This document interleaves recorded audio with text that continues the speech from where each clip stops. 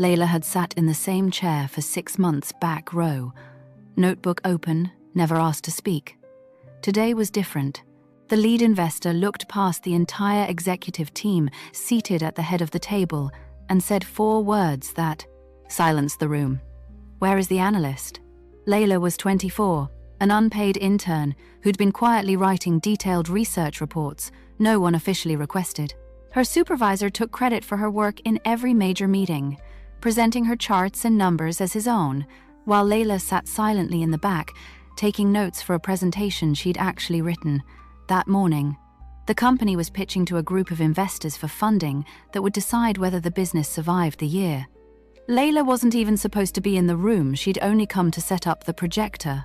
Halfway through the pitch, the lead presenter stumbled over a critical financial projection, unable to explain a figure clearly. He looked toward his usual source for backup, but the investor cut in first.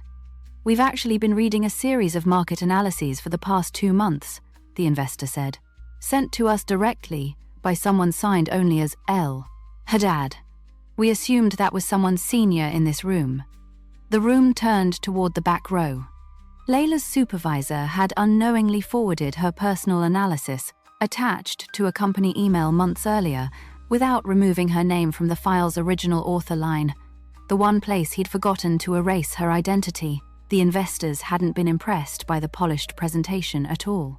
They'd been following her raw, honest work for weeks, and specifically wanted to meet the person who wrote it. Layla didn't gloat.